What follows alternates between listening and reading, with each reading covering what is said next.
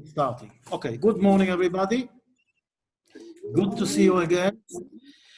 Our parsha is the famous parsha of the spies, Parashat HaMeraglim. And there are a lot of questions that are being asked. First of all, we have to understand what is really happening here, because it looks very strange, because we're not talking about just normal people, and definitely not about evil people or a shiur, we're talking about tzaddikim. Because when we see,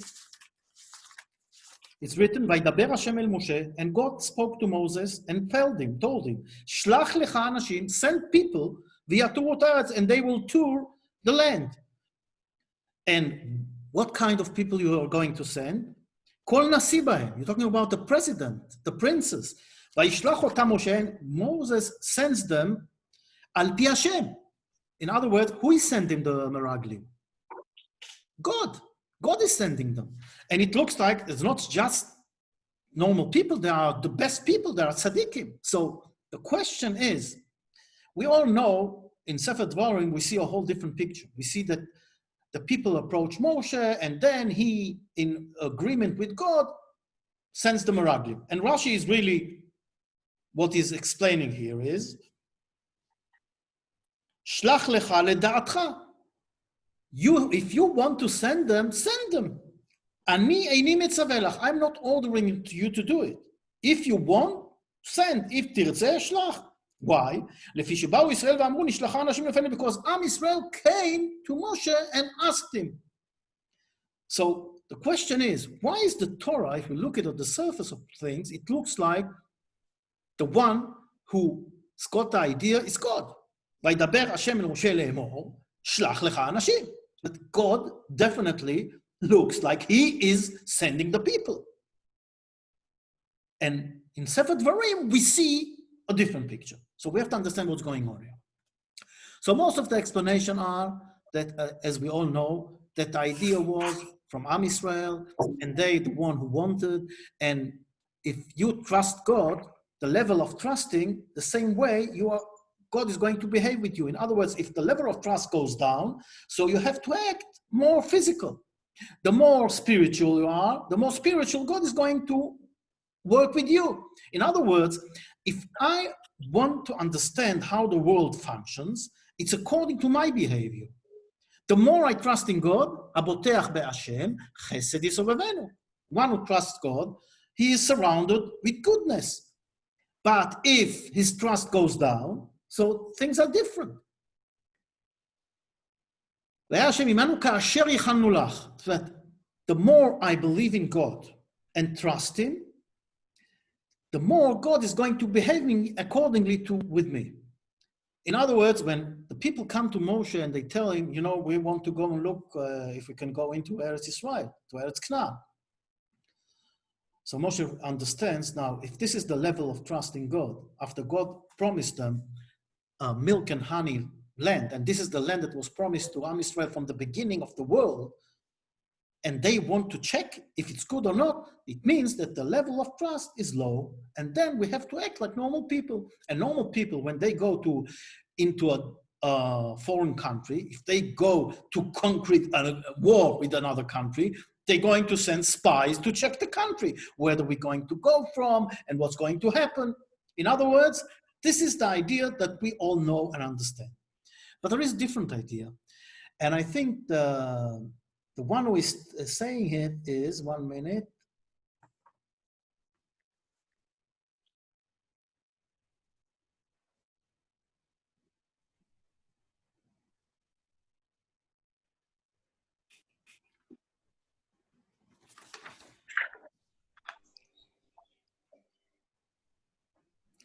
The Netivot Shalom, the Admor Mislonim, says a very interesting idea.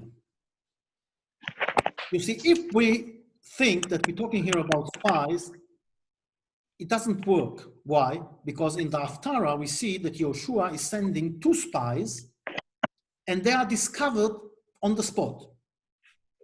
So here, God is sending 12 spies. Just the loose cord.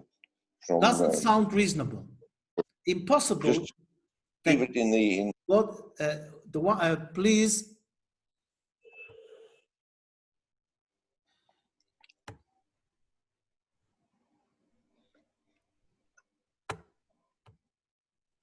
Okay. If God is sending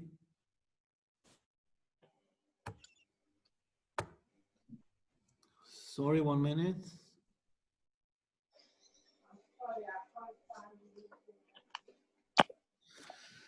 If God is sending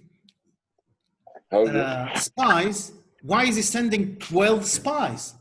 They will be discovered on a spot.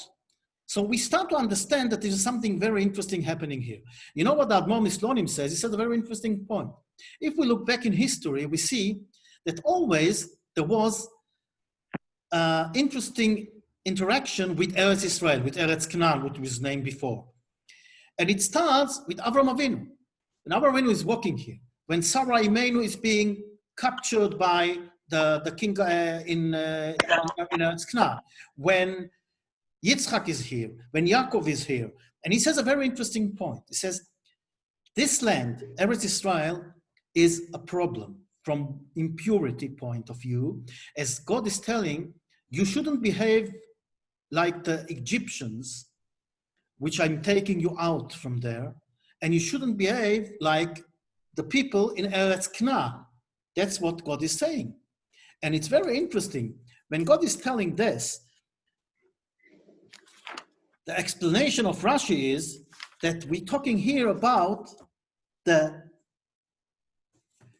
here it is, כמעשה ארץ מצרים אשר ישבתם בה לא תעשו, וכמעשה ארץ כנען אשר אני מביא אתכם שמה לא תעשו, וחוקתם לא תלכו. That's the pasuk in Hebrew.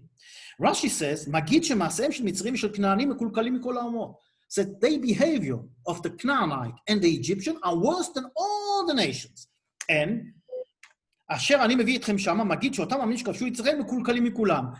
The place where I'm bringing you all, this is the most corrupted place in all over the world. What's going on here?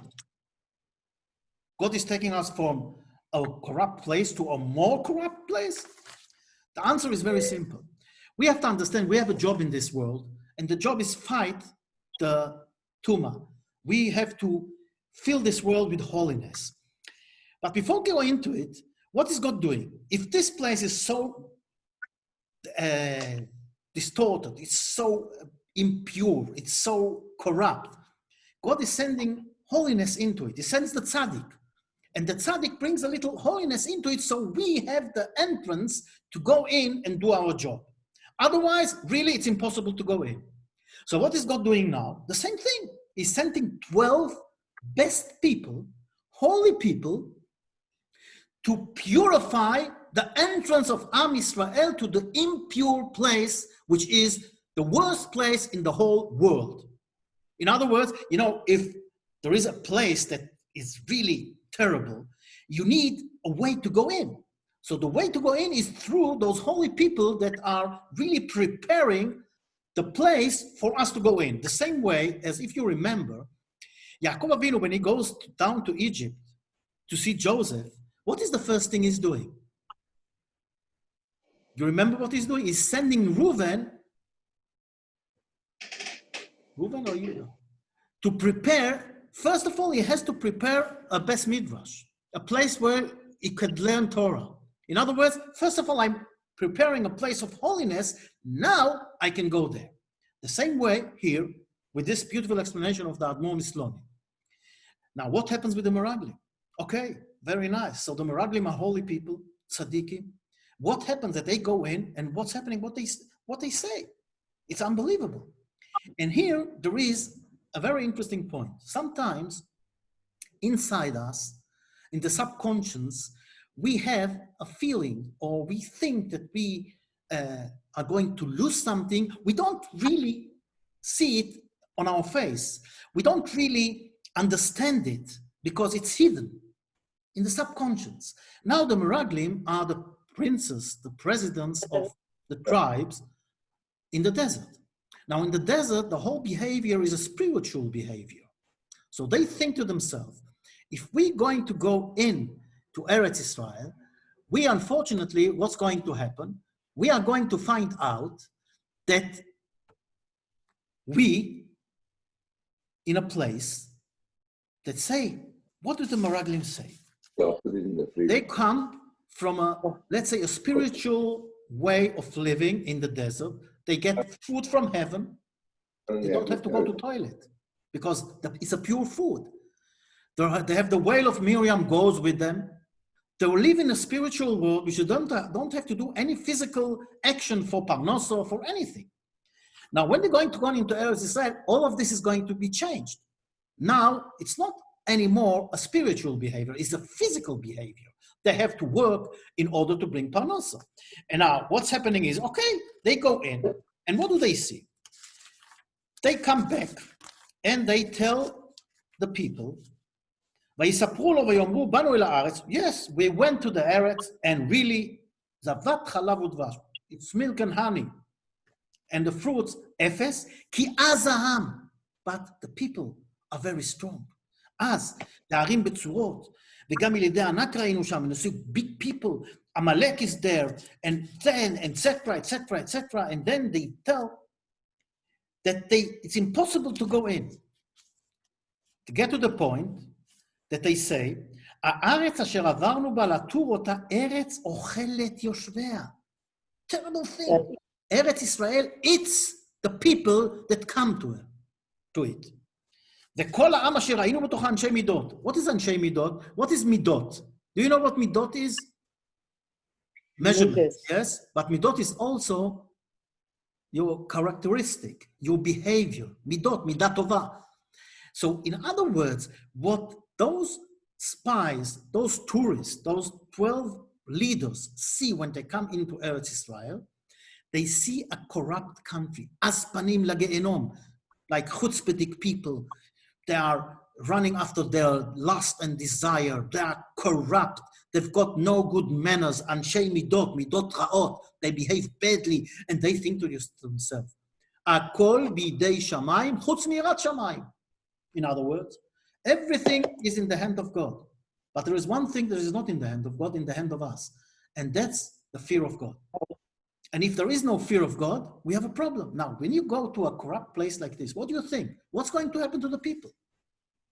Are they going to stay holy? Or unfortunately, they're going to be influenced by this bad country? For example, let's imagine to yourself somebody who wants to do aliyah from the States. Now the situation is very bad all over the world, but let's say before the corona, the people live in New York, they live good life, they have all the milk and honey of this world. Why should they come to Eretz Israel? But they decide, we want to do aliyah. So what do you do when you want to do aliyah? What's the first thing you do? Have you got any idea? What's the first thing you do? Pack. What? What's the first thing you do? You make up your mind. Okay, you decide you're going to do it. What is the first thing? Think about it. You're sending the head of the family to see what it's all about. In other words, in order to make this move, which is a very important move in life, it's something very, this is like changing your life. So you don't do it just like this. So the head of the family, the father, for example, goes to Eretz Israel and looks around to see, let's look and see, what is this country about? How can we live here? He comes here and what does he see? Eretz ochelet yoshvea. He says, this is not a place with holiness, with kedusha. This is a place with corruption, with midot ra'ot, where people are running after the desires and the chutzpahdik, they don't behave nicely, and people like they drive on Shabbos, shops are open, and they even sell treif in the streets. He says, this is the place where I'm going to bring my family? So he goes back, and what is he telling his family? Eretz ochelet yoshvea. Now, is he right or wrong? What do you think? Is he right or wrong? You know, they say that Rav Toledano came to Eretz Israel from Paris, and his daughter stayed there. And he was always writing to her, why don't you come to Eretz Israel, you do aliyah, and da. One day, his daughter answers him, and she tells him, my dear father, you have to understand, when I go in Shabbos, here in Paris outside, and I see cars, and I see shops open, and my kids ask me, why is Shabbos? So what do I tell them? It's going. They don't have to observe Shabbos. We as Jews have to observe Shabbos. We have to keep kosher. But they are going, they don't have to. But if I'll come to Eretz Israel, what would I tell my kids when we go on Shabbos out in the street of Tel Aviv or whatever it is, and we see cars driving, shops open, and they're all Jews? Is she right or wrong? What do you think? What? Right. So the Meraglim tells us, the Torah tells us that they're wrong. She's wrong. The Meraglim were wrong. What does it mean they were wrong? You have to understand. We came to this place, when God tells us that this place is impure, he knows exactly where he's sending us. So why is he sending us here? Because we have a job to do. And בדרך שאדם רוצה ללך מוליכים אותו. We have to understand. In the way we want to go, God is going to help us. In other words, when we come here, sometimes the problem is in life that, when you live a small lie, you don't see the lie. You think you are on the good side. Unless this is a big lie. Because big things you see, small things you don't always see. I remember in my business, I had bad times. And suddenly I find out all the small things are getting like big projectors, all the bad things I did in the business. When did I find out it? When did I find it out? When the business was going wrong. Otherwise, I didn't even understand, didn't even look at it. So also in life, when do you realize what is the right way and what is the wrong way? When you see the wrong way right in front of you. Then you understand that's wrong. Now, if it's parve, it's here and there, then you have a problem. Because you said, I can live with this. But if you see something, you said, I cannot live with this. I have to fight this. This is where God comes into the picture. That's okay, now I see you understand. Now start a good way and I'm going to help you. And I must say, with all the corruption here in Eretz Israel, this is still the Holy Land, and there is more Torah today than ever. There was no times in Eretz Israel, never ever, that there was so much Torah here. And you can check it in history. So many shuls, so many schools, religious schools, yeshivas, kosher food, everything you've got here. Eretz Zavat Chalav Udash. Yes, from the other side you have things that are not so nice. Like for example, they're going to do now again in Ra'anana, Mitzad HaGa'ava, this gay parade. Proud. They are proud of it. And, but you look at it and you don't understand, what is God doing to us? God is showing you the picture. You have to learn from this. And the Meraglim didn't understand. They translated in the wrong way. Because they should have understood that. Sorry?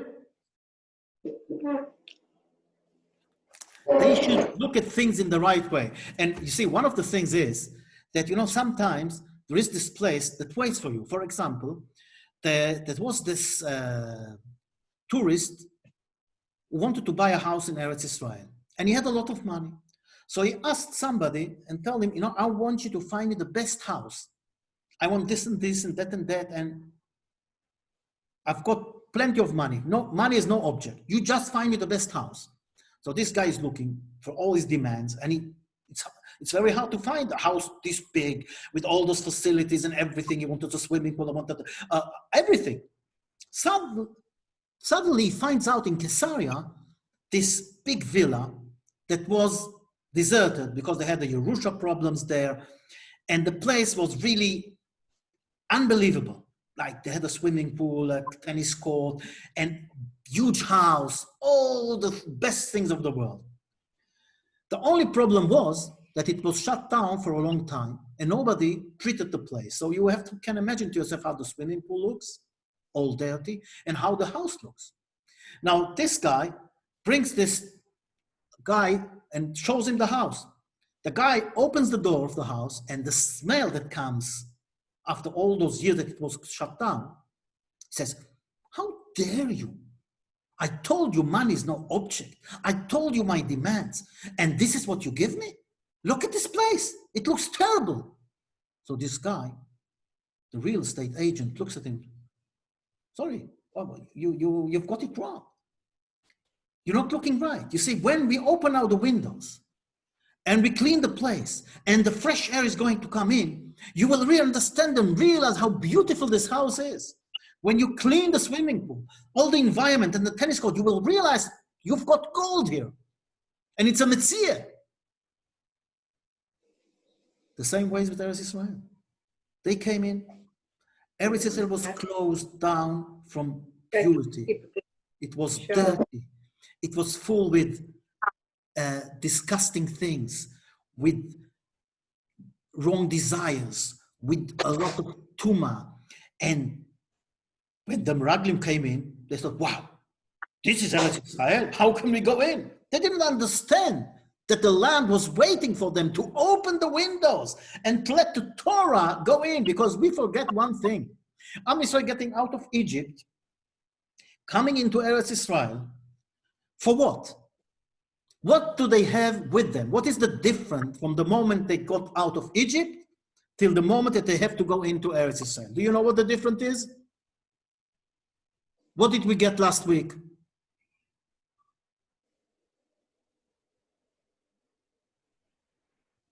Sorry, 2 weeks ago. What did we get? The Torah. We got the Torah. The idea is Am Yisrael, Torat Israel, Be'eretz Israel. Am Yisrael, with the Torah. Without the Torah, you're absolutely right. Impossible to go into Eretz Israel. You will destroy yourself. You will be finished from the spiritual point of view. But when you come with the Torah, you bring the fresh air in. You bring the Torah, the light of the Torah, and the land is going to flourish. You know, one of the interesting things about Eretz Israel, God says, I'm going to send you away from this land, and this land is going to be like a desert. And it was for many years. To the point, if you remember, we talked about it, that the Torah tells us that there will come a stranger from a long away country, and he will see the desert and how the land looks. And this is Mark Twain. And he wrote about it, that he came into Eretz Israel and he said the prophecy that is written in the Torah is true. This land is a desert. There's nothing here, no living.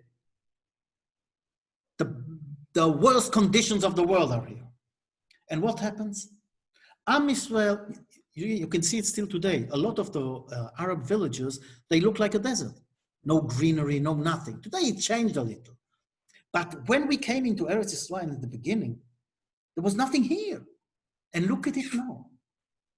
Look at it now. Imagine to yourself that the people that came here will say, okay, like the spies, Eretz ochelet yoshvea, and we'll go back. What would happen to Eretz Israel? That's the sin of the spies. The sin is not realizing and understanding what is the real value of Eretz Israel. Not understanding that they have a job. And they have the Torah with them. God is with them. And this is why, when the next day they want to repent, they want to say, God, okay, we did wrong, we want to go into Eretz Israel, what happens then? Moshe Rabbeinu is telling them, don't go, God is not with you. And they go, and they're being killed. Because you have to understand, that's not doing what I think is right. It's doing what God tells us to do. And if God tells us to go into Eretz Israel, and if God gives us this promised land, we have to understand that it's the best thing that can happen to us. But unfortunately, when you have something in your subconscious and you work on a different level, you don't see the truth, even if it's in front of your eyes. And there is something we have to understand and realize. This world is not the real world.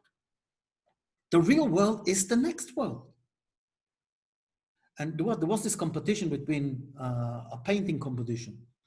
And the two best painters came to the finish line, and all the critics came to check those two pictures. So one was at one side of the hall, and the other of the other side of the hall. They were covered with a screen, and they came to the first one. They opened the screen, and they see this beautiful picture. It was a vineyard, and with birds, and you know, it looks like real. It looks like the birds are moving and going on the grapes, like unbelievable picture. And all the critics look, says, wow. Then they go to the other side of the room and the screen is on the picture and they ask the painter, please show us your picture. He says, no, no. After this picture, there's nothing I can show you. You know, this is the best picture in the world. How can I even show you something? So the critic says, sorry, you know, you are in a competition and you came to the, let's say to the end line, you only two, we need to see the picture. He says, no, no. So one of the critics went and wanted to move the curtain. Couldn't move it. You know why? Because it was not a real curtain. It was a painting. But it was so real that people thought that this is a real curtain, but it was only a picture. Now, this is to understand. There is a phrase that it was for me very hard to understand in the beginning. This is when it's being said, 1 minute.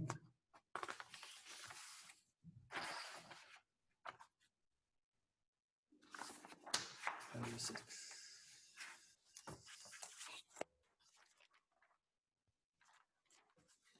It says, En tzayar ke'Hashem Elokeinu. There is no painter like God.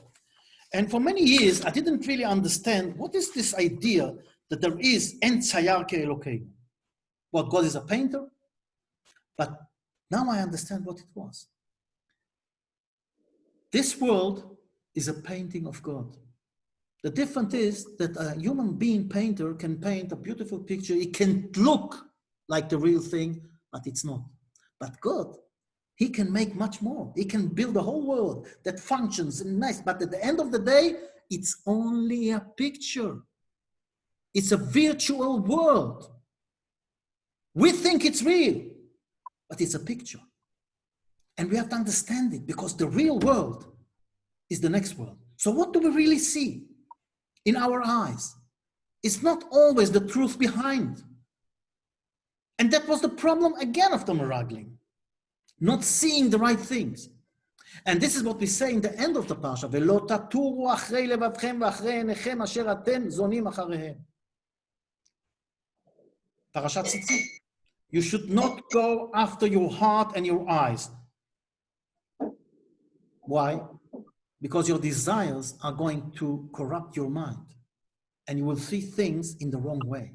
In order to see the things in the right way, you have to do everything by God and understand and realize that what you see from the outside, it's not always inside, because the inside is much more important than what you see on the outside. Unfortunately, we don't understand it and we see things and we look at things and we think that that's the truth. But at the end of the day,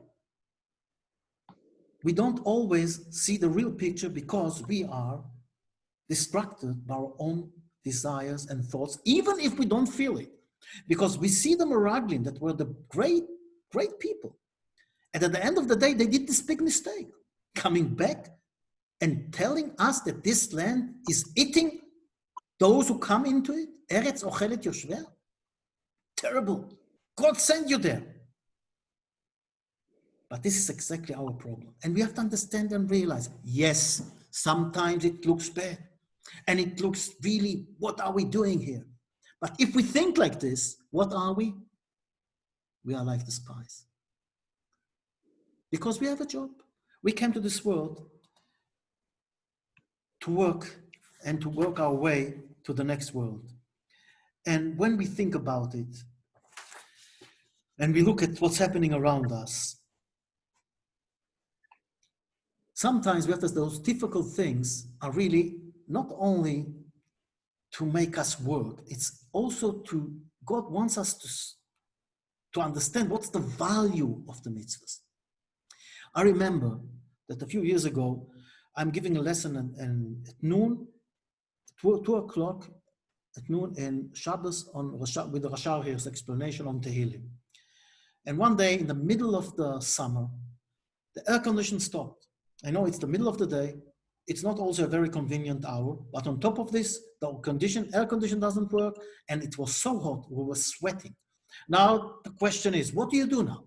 Are you going to stay on and learn, or you're going to go home? It's too hot. I cannot learn. We stayed. And I remember an unbelievable story. I told everybody, you have to understand, this shiur made us, let's say, it gave us the real value of what we're doing here, and God sees it, and we are now going to get rewarded for all the times that we're sitting here with the air condition, like all the time we're sitting without air condition. And I will end this thing with the story of a guy who had to say Kaddish. And he had a shul underneath his house, so he just had to go down to the shul and daven. Like today with the corona, a lot of people daven outside their homes. Very convenient from one side. The same story with this guy. Was very convenient. One day he had to go to a faraway place for a business, and he comes there and there is no minyan. And he's asking around, and they're telling me, if you want a minyan, you have to go 1 hour drive to this direction. And you halachically don't have to do it. You can daven by yourself. But it was so important for him to say the Kaddish. He took a taxi and he drove for 1 hour to find a minyan. He came back to his rabbi and he told his rabbi, look what happened to me. Says the rabbi, you don't understand what happened to you. God tried you and to see what is the value. How do you appreciate what you're doing? What are you prepared to do for it? And according to what you are prepared to put into it, that's what you're going to get out of it. You, with this driving an hour for saying Kaddish, you took a price tag on this mitzvah. And the price tag is not going down underneath your house in daven. This is a price tag of every time that you go now to daven and say Kaddish, you're going to get rewarded, not for going 1 minute down, but as you're going 1 hour. In other words, this Shabbos, when we were sitting sweating, we made a price tag on the mitzvah. When God is bringing us out into Eretz Israel, and sometimes it's look difficult, don't raise your hand. Don't say, I cannot do this. Try and do it, because God doesn't try us with things we cannot do. And when we try, this is when we're showing God that we appreciate the mitzvahs and the value, and we put a price tag on what we're doing. And the more difficult it is, the more we get. And Bezrat Hashem, the minute we do this, we're also hoping that the minute that God tries us and we see that we do it in the right way and we stand against it, God is going now to drive us on the way and will give us all the good things of the world, also from the physical point of view, because we proved him that we don't care. Even if it's bad and hard, we're still there. Even when we go into Eretz Yisrael and we see it's not easy to live here, but we do it. So God is going to make Bezrat Hashem things much easier for us, because now we showed him that we appreciate it, so the lesson is being learned. And if the lesson is being learned, he doesn't have to put more difficulties in our life. So in other words, when we have difficult times and we go against it, when we see that sometimes things are happening around us and not so nice, but we stay here and we do the good in the eyes of God, Bezrat Hashem, not only we're going to get rewarded, we are going to get rewarded also from the physical point of view. God is saying, okay, if this is the way you behave, so I'm going to put it as a good way for you, and you're going to go and enjoy Shefa, Beruchu, V'atzluchu, from all point of view, not only spiritual, also physical. You're going to get the best tools, good life, good home, good everything. And Bezrat Hashem also, the corona will go away in this way. Because when we understand that whatever God tells us to do, it's for the best of us. And we have to understand that also sometimes when we do things that look like mitzvahs, not always there are mitzvahs, because it depends, why do I do it? Do I do it for me, or do I do it for God? Do I do it for me, or do I do it for the whole congregation, for the whole people? And the idea is that I'm not alone in this world. I'm doing everything for everybody. And if I act like this, things are much better. And put the things in the right way, because the spies did it al pi Hashem. And al pi Hashem means that meaning that they thought that they're doing the right thing. But as we said, it's not always as you see it from the outside, and you have to be aware of things that you think behind your head in your subconscious. Bezrat Hashem, we will do the right in the eyes of God and not going in the way of the spies. Thank you.